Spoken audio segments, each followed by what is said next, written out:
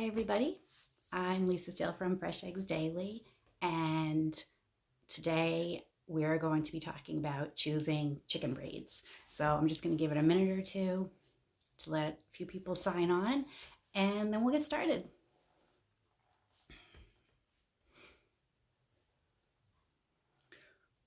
I was trying to set it up so I could answer questions at the same time, but it gets hard to keep my train of thought and also answer questions. But if you do have questions, leave them below and I'll try to answer as many as I can at the end.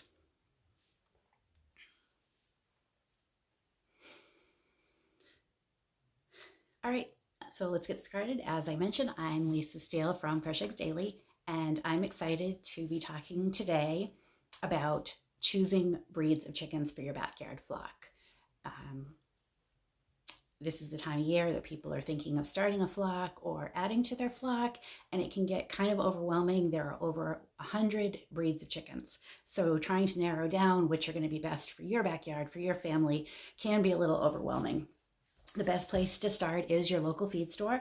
Often feed stores will carry breeds that are best for your area, the most popular breeds, but sometimes they might not have what you want, or they might not have the breeds at the times that you want them. So you can also order online from online hatcheries. They've been shipping chicks through the mail successfully for the most part for over 100 years. And it's a great way to find some of the more rare breeds or get the breeds of chickens you want at the right time of year. One of the best, I use Meyer Hatchery. This is their catalog. I absolutely recommend going to their website or giving them a call, getting their catalog, because this is a great way to do some breed research. And I think all the hatcheries have catalogs. I just happen to like Meyer, but they have photos of the chickens, the chicks, what color egg they lay, and then information about the temperament, how large the chicken is, if they do well in confinement, if they're cold hardy, all things that you should consider. So I definitely recommend using this as sort of your reference book or your encyclopedia, the Meyer Hatchery catalog, or any hatchery that you use. So when you're trying to figure out what kind of chickens to add to your backyard, I always recommend, if you can get 6 chickens, get 6 different breeds. That way you can have the fun of naming them. You can tell them apart. You get different color eggs. And if something is wrong with one of them, it's easy to tell which one. If you have 6 Buff Orpingtons, it's going to be kind of hard to tell if one of them, wasn't looking so good one day and you're not sure which one it was the next day. For the most part, the breeds are going to all get along. Some of the breeds can be more aggressive, some are more docile, but for the most part, all of the breeds of chickens are going to get along. If you're sticking with standard breeds, the one thing is I would not recommend, if you have a standard size rooster, getting bantam hens, because during mating season, it can be really hard on them. So if you're going to stick with a standard flock, stay with the standards. If you're doing a bantam flock, stay with the bantams. Excuse me, the one exception, we do have a bantam rooster in with our standard hens, because he's the small guy, so he's not going to hurt them during mating. And it's a little bit easier on them because he is so small. Okay, so starting to narrow down the breeds of chickens. There are lots of things to consider. Egg color should not be your first consideration, but I think a lot of times that is one of the things that people get excited about. But really what you should consider first is which chickens are going to be best in your climate. Most chickens are incredibly cold hardy. So if you live somewhere where it's cold, pretty much any breed is going to do okay with you, especially if you have a larger flock. So there's more body heat, they can keep each other warm. Obviously, they have a safe, dry, secure coop to sleep in at night to stay warmer. So if you're in a colder climate, I wouldn't worry so much about cold hardy breeds, although some of the breeds that actually are named after the states, the Rhode Island Red, the New Hampshire Red, New Hampshire White, Buckeye, Plymouth Rock, those are all nice cold hardy chickens. Most of the larger chickens with the larger bodies, your Australorps, your Buff Orpingtons, Lavender Orpingtons, your Brahmas, Cochins, all of those big fluffy girls are going to do really well in the winter. They also tend to have the smaller combs. Chickens like Americanas or Easter eggers are going to do great because they have smaller combs. I hope everybody has their pencils and papers out so you're writing this all down. Conversely, if you live in a warm climate, you really should consider some heat tolerant chickens. Chickens don't do well in the heat. If the temperatures get above 80 degrees or so, especially if it's humid, they really start to feel the heat. So if you live in a warm climate, you're going to want to concentrate on chickens that do well in warm climates.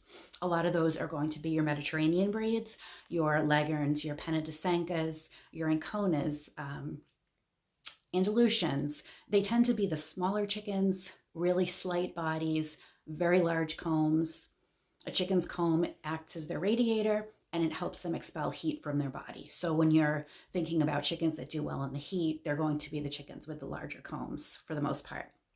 Lighter colored chickens, excuse me, your white chickens, your light gray chickens probably are going to do better in the heat than your black chickens, because the black is going to absorb a lot of the heat and the sunlight. If you're in the middle of the country, when we lived in Virginia, it got a little cold in the winter, hot in the summer. Pretty much you can raise whatever you want. So it's up to you. So after you've decided what's great for your climate, you're going to want to think about your family structure. So if you have kids, you might want to go with some breeds that are more docile. So your Cochins, your Buffs, your Silkies, your Polish, your Brahmas. Those are probably the most calm and gentle kid-friendly breeds. Some of the breeds that can tend to be a little more skittish would be your Leghorns, your Americanas, your Wyandottes.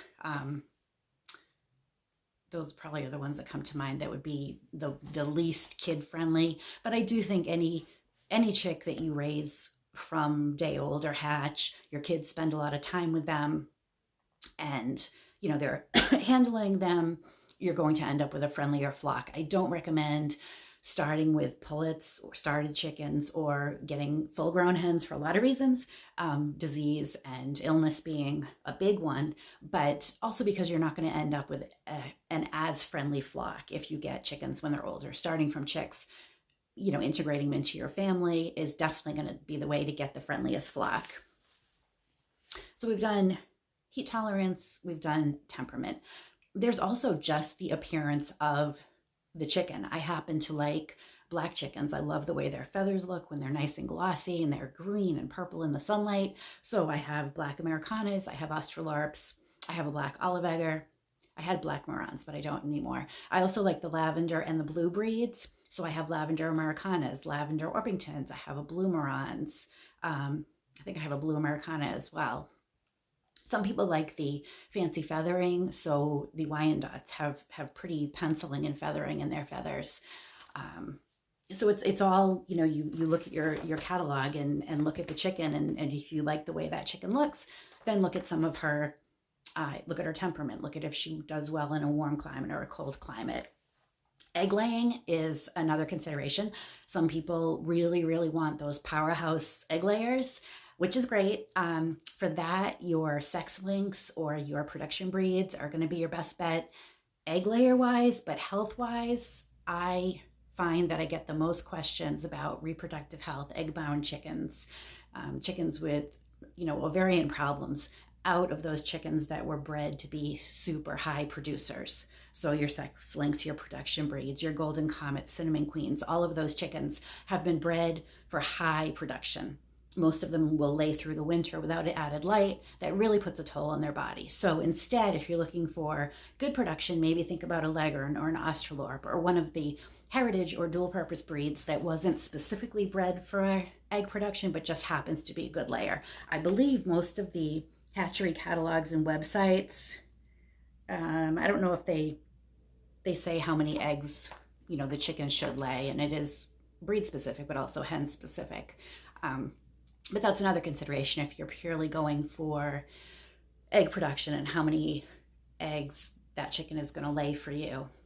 I guess I should say at this point, I'm sure all of you know, but you do not need a rooster for your chickens to lay eggs. They're going to lay eggs regardless. So you can have an all-girl flock and get plenty of eggs. And then, of course, I guess I would say, well, not the last. Okay, so then maybe some of you want to try hatching chicks. So you want some chickens that are broody and are going to want to sit on chicks to hatch them for you. So your Silkies, your Buff Orpingtons and Australorps, Brahmas. I'm trying to think who else. Randomly, I've had an Americana go broody. but there are some breeds that are more broody than others, and that might be something that you want to look into. You know, a chicken that's just going to want to sit on eggs, silkies are probably your best bet if you want good moms, because they seem to just want to sit on eggs all of the time. And then I guess the last consideration, which is super important in the whole scheme of things, is colored eggs. We have, we have 17 chickens, but we have 1 rooster. So we have 16 laying hens.